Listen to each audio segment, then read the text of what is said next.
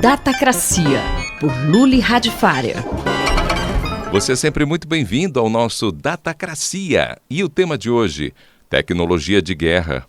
Luli, a resistência ucraniana à invasão russa mostra a potência dos armamentos modernos, não? Sim, é claro. Na verdade, você pode ter muita vontade, você pode estar do lado certo da verdade, mas é claro que uma arma boa ajuda também. Essas armas americanas, essas armas europeias que estão chegando na Ucrânia, elas são muito potentes e elas também são muito mais complexas. Na verdade, a gente pensa em eletrônico como a gente pensa, sei lá, em aplicativo para celular, mas na verdade é um tipo de aplicativo muito mais parecido com um equipamento sofisticado, como um aparelho de tomografia.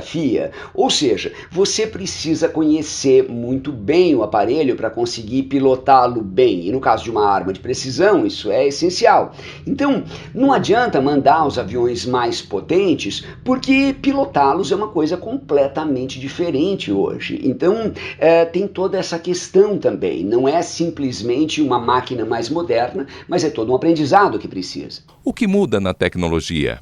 É mais leve, mais potente, mais precisa? Sim, pois é, tudo isso que você falou e muito mais. A indústria de armamentos sempre foi muito tecnológica. A gente tem coisas que parecem ficção científica. Se você der uma olhada em grandes empresas de engenharia como Northrop Grumman, como Lockheed Martin nos Estados Unidos, você vai ver coisas que parecem de ficção científica. São radares, sonar que funcionam em qualquer condição de tempo, em qualquer hora do dia, míssil supersônico, que a gente ouviu falar de alguns agora há pouco, drones que fazem de tudo, armas que corrigem o curso no meio, quer dizer, eu atiro primeiro, depois eu vejo para onde vou mandar, veículo autodirigível, etc. Para tudo que existe uma aplicação civil, existe algo mais sofisticado de uso militar. A gente não pode esquecer que a própria internet, ela surgiu primeiro como uma rede de uso militar. Isso tende a diminuir a morte de civis, não? Sim, diz, né, na verdade, uma das grandes defesas da indústria de armas é que uma arma mais potente tende a diminuir a morte de civis, porque ela é mais precisa. Por um lado, isso é verdade, em hipótese, isso pode dar certo, mas a gente tem que sempre lembrar, primeiro, qual é a intenção do sujeito, né? A gente está vendo muito na Rússia que se a intenção é ruim, pouco importa a qualidade da arma, né? E existem armas ali que baiônicas e outras coisas ali que a gente não vai nem entrar em detalhe aqui, mas só o fato da arma existir já é um grande problema, né? Então, em hipótese, uma arma tecnológica tende a diminuir a morte de civil, tende a matar só ou atingir só aquilo que você quer, mas tem uma série de outras coisas, como a morte indireta ou mesmo uma arma voltada para um alvo civil. Isso sem falar da guerra cibernética. Sim, pois é, a guerra cibernética em si já é uma outra história completamente diferente, que pode ser muito perigosa e pode causar muito mais danos. Porque a gente pode dizer assim, mas é super visível você ver um míssil acertando um hospital. Tá, mas se você faz um ataque cibernético e você apaga os registros desse hospital, você pode matar uma quantidade muito grande de pessoas de uma forma quase invisível. Se você altera o saneamento básico ou altera a composição do fornecimento de água, você pode atingir uma quantidade muito grande de pessoas. Então, a guerra cibernética é, na verdade, o grande pesadelo das pessoas hoje em dia, porque apesar da outra guerra ser mais visível, da outra guerra ser mais evidente, ela pode levar a mortes muito maiores e, acima de tudo, ser muito difícil de identificar quem é o sujeito que está promovendo a violência. Eu sou o Mário Santi e conversei com o professor da ECA, Luli Radifária. Datacracia, por Luli Radifária. Reflexão Econômica, por Luciano Nakabashi. Professor, como o senhor vê essa estratégia do governo federal de lançar dúvidas sobre o processo eleitoral? Então, a estratégia do governo federal de ataque às eleições, aos outros poderes, está muito relacionada a se criar, entre outras coisas, se criar uma cortina de fumaça, desviando a atenção do que realmente é importante para a população brasileira. E também é um seguro caso o presidente não consiga reeleição. Então a gente vê o presidente Bolsonaro em muitas ocasiões imitando o ex-presidente Trump, e lá ele fez, numa democracia que é muito mais estável, ele questionou o processo eleitoral, os resultados, para tentar se manter no poder. E olhando o histórico, né, é muito provável que o presidente Bolsonaro vá na mesma direção, caso ele não consiga se reeleger via o processo, né, natural do nosso país, das eleições. E criar essa cortina de fumaça, desviando a atenção dos brasileiros, no momento em que o país, de fato, se encontra numa situação bastante difícil.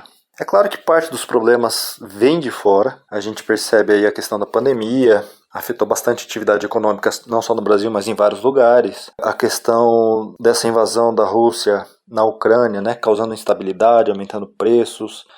Então, um cenário, de fato, bastante complicado. A pandemia afetando as cadeias globais de valor, aumentando o preço também. Então, muita coisa vem de fora, problemas. Só que muita coisa também está relacionada ao que foi feito ou não foi feito na economia brasileira, né? A gente olha o Brasil, ele tem sentido muito mais esses eventos do que o restante do mundo, né? Se a gente compara o Brasil com a média dos países em desenvolvimento, a gente vem tendo um desempenho pior nesses anos que estão turbulentos no cenário internacional. A gente tem ficado cada vez mais para trás dos outros países. Então isso reflete problemas da economia, né, de o que vem sendo, as escolhas que vêm sendo feitas, e vem refletindo na questão de uma economia muito fraca, o desemprego muito alto, a renda dos trabalhadores caindo. Se a gente olha, por exemplo, os Estados Unidos, está no mesmo contexto da economia internacional, vem sofrendo esses efeitos inflacionários também, mas é uma economia que tem apresentado um desempenho muito positivo, apesar dos últimos resultados, né, em relação ao crescimento da economia, mas a taxa de desemprego extremamente baixa. Então, né, a gente consegue pegar outros exemplos de outros países que estão indo muito melhor do que o Brasil. Então, de fato, parte da motivação é desviar a atenção das pessoas do que realmente vem acontecendo, que impacta do bem-estar da nossa população. E quais são os efeitos disso na economia? Então, os efeitos são bastante ruins, né? Se a gente olha no longo prazo, o ataque às nossas instituições, aos outros poderes, acabam enfraquecendo ainda mais, né, as instituições que a gente tem. Eu acho que não, historicamente, a gente percebe que não tem problema o nosso processo eleitoral, né? Ele é bastante confiável, ele tem sido sólido, em momentos que houve contestação não encontraram problemas, né, nas urnas eletrônicas, por exemplo. É um processo, né, rápido, muito mais confiável do que de outros países. A relação entre os poderes é fundamental, um bom relacionamento, né, para que a nossa democracia tenha vitalidade, né, que ela funcione de forma que realmente favoreça a população, que favoreça a liberdade de expressão, a boa informação para que as pessoas possam fazer boas escolhas. Então, esse ataque ele acaba sendo ruim quando a gente olha a longo prazo no Brasil, em termos de desempenho econômico, e também no curto prazo, né? Você gera incerteza, você joga mais gasolina numa situação que já está delicada, né? A população ela vem sofrendo bastante nos últimos anos. A gente tem várias classes que estão insatisfeitas com a sua situação, né? Com o que vem ocorrendo nos últimos anos, com preço alto, com inflação alta, com desemprego alto, taxa de juros alta, né, que vai impactar ainda mais a atividade econômica, e jogar mais incerteza, né, jogar mais as pessoas contra uma parcela da população, contra outra parcela da população, vai criar um ambiente que pode sair do controle mais para frente, né? Isso aumenta a incerteza, isso prejudica ainda mais a situação de investimento, né, que afeta o crescimento econômico. Então, de fato, né, eu acho que é um tipo de comportamento muito negativo para a economia e para a sociedade brasileira. Nós ouvimos o professor Luciano Nakabashi, da FEA USP Ribeirão. Gabriel Soares, para a Rádio USP. Reflexão Econômica, por Luciano Nakabashi.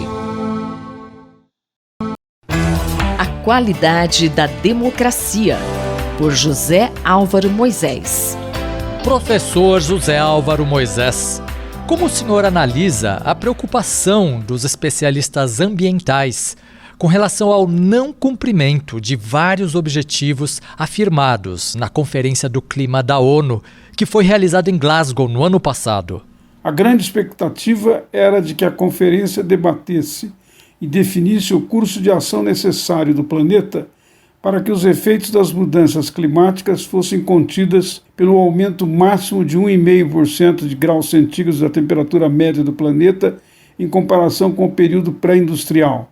Analistas de diversas tendências consideraram que o Pacto de Glasgow, o documento assinado pelos países que participaram da COP26, não respondeu aos graves desafios do presente, apesar de manter a perspectiva desse limite de 1,5 grau de aquecimento proposto desde o Acordo de Paris de anos atrás. As negociações da COP26 se constituíram numa ocasião especial para que a posição atual do governo brasileiro fosse melhor conhecida e examinada em vista das decisões que, desde 2019, depois que Jair Bolsonaro assumiu a presidência, levaram à perda do papel do país nesse setor, com o desmonte de políticas e de instituições, que desde a Conferência ECO 92 vinha se acentuando e reservando ao Brasil uma importante posição de liderança na área. Para mostrar a mudança dessas atitudes, o governo anunciou o compromisso de diminuir em 50% as emissões de gases de efeito estufa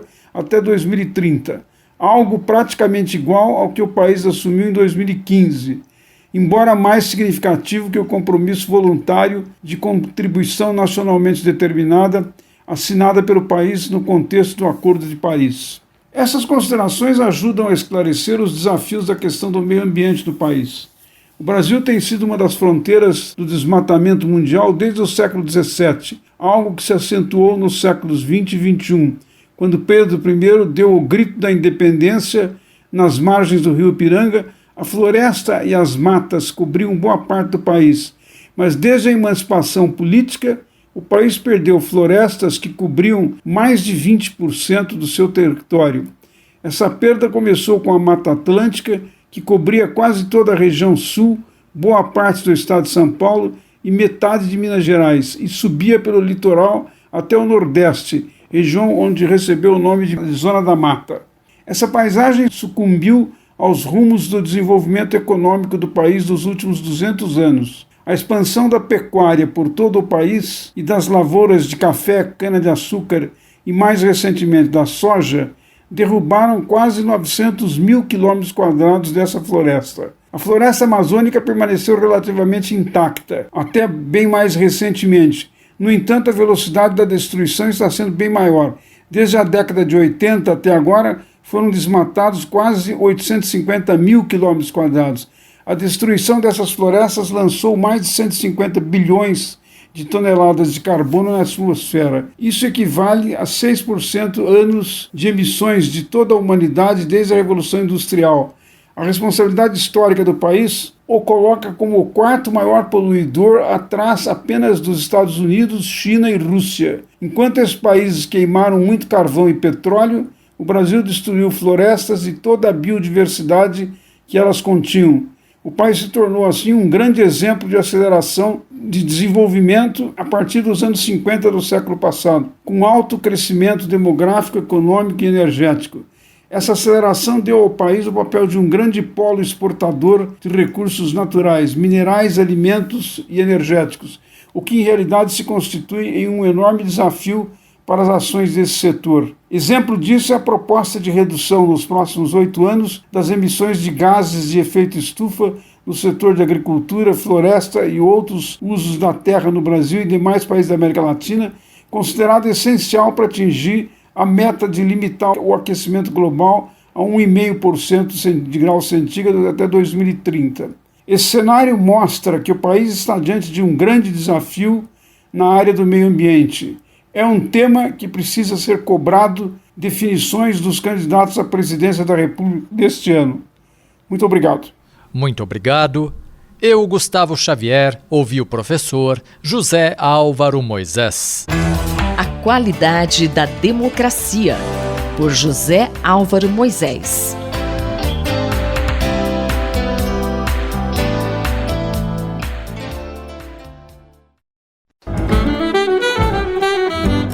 Economia, por Gilson Schwartz. Professor, qual o tema da coluna hoje? Nosso tema é inflação. Não só no Brasil, no mundo inteiro. Nos Estados Unidos É a maior taxa em 40 anos. Desde 1981 não se observa um aumento de preços tão generalizado e tão intenso. Chegou em 12 meses, o índice de preço ao consumidor, a 8,5%, o que significa que o Banco Central americano vai ter que subir mais a taxa de juros. Tudo isso torna a perspectiva de uma recessão na economia americana ainda maior. Será que o aumento de gastos militares consegue compensar essa perspectiva de inflação subindo e juros subindo? Quanto tempo vai levar para resolver esse impasse? E não é só nos Estados Unidos, a Alemanha também registra a maior inflação dos últimos 40 anos. E alguns já preveem claramente que a economia americana entra mesmo em recessão. No Brasil, país da periferia, também a perspectiva inflacionária tomou conta dos cenários e a alta da taxa de juros aqui já vem acontecendo. Nesse cenário, uma guerra em que o confronto de países ocidentais com a Rússia implica, pelo menos na retórica por enquanto, mas se anuncia corte de importações de petróleo, de gás, ou seja, dificuldades na área de custos industriais na União Europeia, então a gente vê que é a tempestade perfeita. Aumento de custos de energia, aumento da inflação, aumento da taxa de juros, um horizonte de aumento de impostos para bancar a própria despesa com juros dos governos. O cenário recessivo não é apenas algo mais provável para a economia americana, mas para todo mundo. E para os países da periferia, como o Brasil, não resta muita escapatória. Além da elevação da taxa de juros, nós temos aqui uma indefinição completa com relação a quaisquer objetivos, modelos ou propostas de longo prazo. O país patina e vai continuar patinando enquanto não houver uma política econômica que esteja alinhada com uma visão política do país. O fato é que política econômica não é um assunto estritamente técnico. Não se trata apenas de subir ou baixar juros, aumentar ou diminuir impostos, salários, nível de emprego. Essas são variáveis macroeconômicas muito estudadas, não há consenso sobre o funcionamento desses mecanismos, mas há claramente a percepção de que sem confiança numa política econômica, e principalmente confiança na relação entre as políticas de curto prazo e os objetivos de longo prazo, sem essa confiança nada funciona. Pode ser mais ortodoxo ou menos ortodoxo, pode ser subir juros, pode ser aumentar ou diminuir impostos. Não adianta ficar preso nessa visão mecânica da política econômica. Sem confiança não há credibilidade, não há horizonte para os investidores e sem investimento não há recuperação econômica. Professor, como está a situação do Brasil nessa realidade? O Brasil, mais até do que outros países, continua atolado nessa falta de definição. Nós vamos sendo carregados assim a reboque das circunstâncias internacionais. Os juros estão subindo, a inflação está subindo, o custo do petróleo também pressiona todas as cadeias produtivas, o resultado é desanimador. Infelizmente, é nesse contexto que surgem as propostas políticas mais radicais. É nesse contexto que o debate na sociedade se torna mais polarizado e aumenta não a expectativa de retomada, mas a esperança num salvador da pátria. Isso já aconteceu várias vezes no Brasil e hoje parece que nós estamos condenados a essa mesma expectativa quase teológica, quase mística, de que algum dia esse país vai dar certo. A gente volta daqui a 2 semanas para comentar as tendências de economia, política e tecnologia no Brasil e no mundo. Eu, Simone Lemos, ouvi o professor Gilson Schwartz. Economia, por Gilson Schwartz.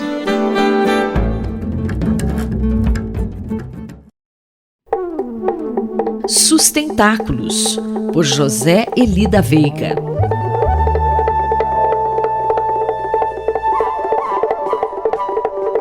Professor José Eli da Veiga, bom dia.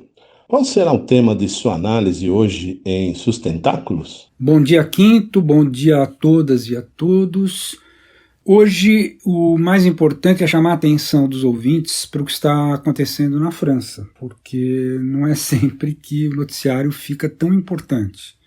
Bom, o pessoal deve ter acompanhado as eleições presidenciais, minimamente, né, em que reelegeram Macron e deixaram a candidata de extrema-direita numa posição bem confortável pelo número de votos que a extrema-direita obteve, mas sem saber direito o que vai acontecer em seguida. E o que vai acontecer em seguida depende essencialmente das eleições legislativas que virão em junho, vai ser no primeiro turno, no domingo dia 12 e depois o segundo turno no domingo 19 de junho. Então, o que está acontecendo de extraordinário é que a esquerda, que ficou fora do segundo turno das presidenciais, mas que colocou um dos candidatos, principalmente o Jean-Luc Mélenchon, eu vou falar um pouquinho dele já, mas enfim, ele chegou em terceiro lugar com uma votação muito expressiva, e assim que o resultado saiu, o resultado do segundo turno das eleições presidenciais, ele anunciou que entrava numa batalha para ser eleito primeiro-ministro. O primeiro-ministro é escolhido normalmente pelo presidente da República em função da maioria que se forma na Assembleia Nacional, que seria o Congresso. Ele se lançou essa fórmula, que é como se fosse um terceiro turno, e passou a trabalhar para conseguir juntar os cacos de um número razoável de partidos de esquerda que foram, em grande parte, vamos dizer, liquidados no primeiro turno das presidenciais. Como assim liquidados, professor? A palavra liquidados talvez seja um pouco forte, principalmente se a gente pensar nos verdes, que tiveram um resultado mais ou menos. Mas nos casos dos partidos tradicionais, por exemplo, como o grande partido da social-democracia, que lá é o Partido Socialista, e o Partido Comunista, os dois tiveram uma importância muito grande, praticamente toda a segunda metade do século XX, eles viraram farinha. Foi ridículo o resultado que eles obtiveram nas presidenciais.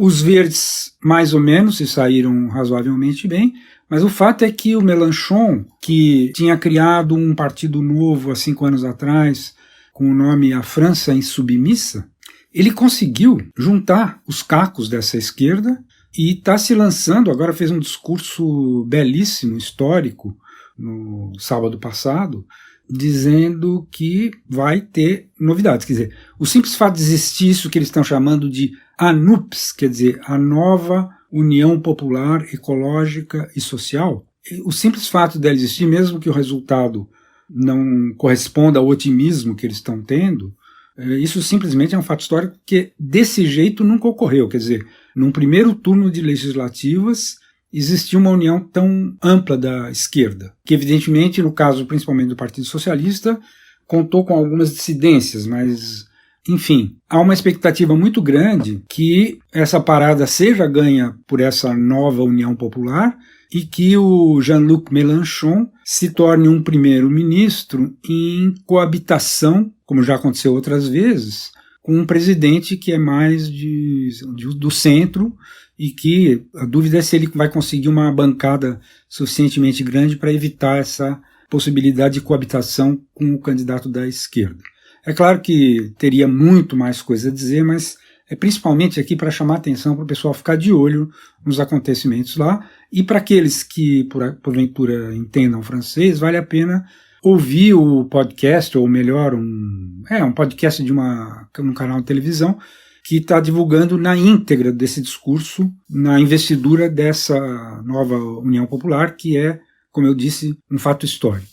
Muito obrigado e até a próxima. Mais informações sobre sustentabilidade estão disponíveis na página pessoal do colunista zeli.pro.br. Eu, Antônio Carlos Quinto, conversei com o professor José Eli da Veiga para a Rádio USP. Sustentáculos, por José Eli da Veiga.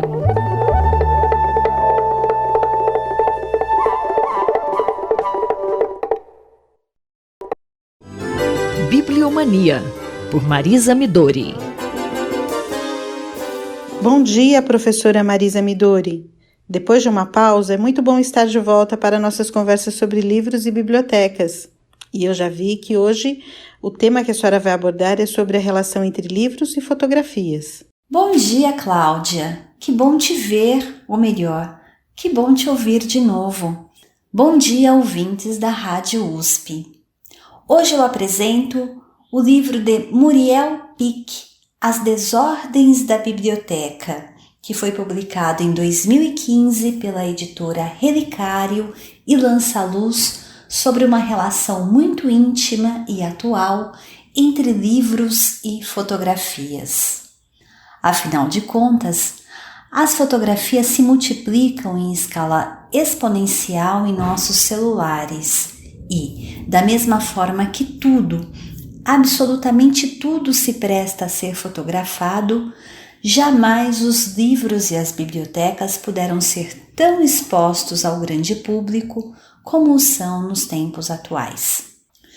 Fotografamos os livros por suas qualidades estéticas, fotografamos os livros por razões documentais, fotografamos os livros para deter um pedaço da leitura e, não raro, fotografamos os livros para compartilhar a nossa leitura ou tornar pública a nossa leitura. Talvez por esse motivo, a edição seja composta por 2 estudos, um essencialmente fotográfico, composto por fotomontagem ou por fotomontagens encadeadas, e outro essencialmente textual, diria uma ecfrase do primeiro livro de fotografia que o mundo conheceu.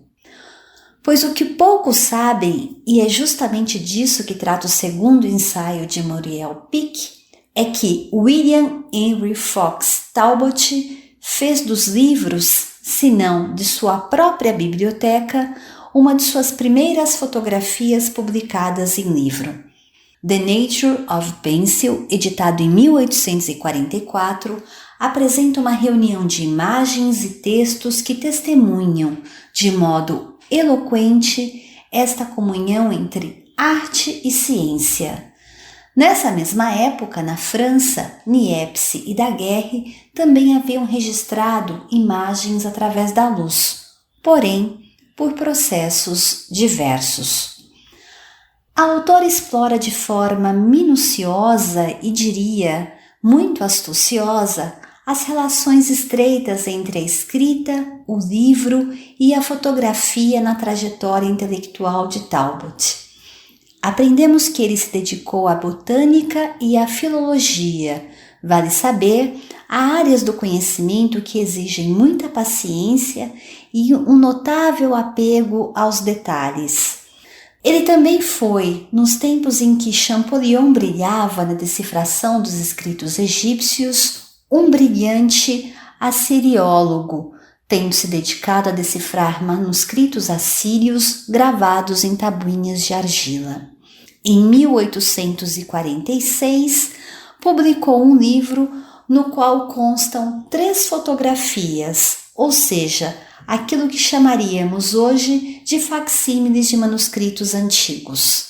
Essa história é fascinante, pois demonstra que a fotografia já nos seus primórdios teve uma função não apenas artística, mas também documental e mesmo científica, não é? Isso mesmo, Cláudia. Como escreve a autora, em Talbot, a fotografia reencena a metáfora do mundo como livro a ser decifrado, mas com um olho munido de uma câmera e na escala de uma página, o que faz de The Nature of Pencil não apenas o primeiro livro de fotografia do mundo, mas também um oráculo. É ler para crer. A professora Marisa Midori conversou com Cláudia Costa. Bibliomania, por Marisa Midori.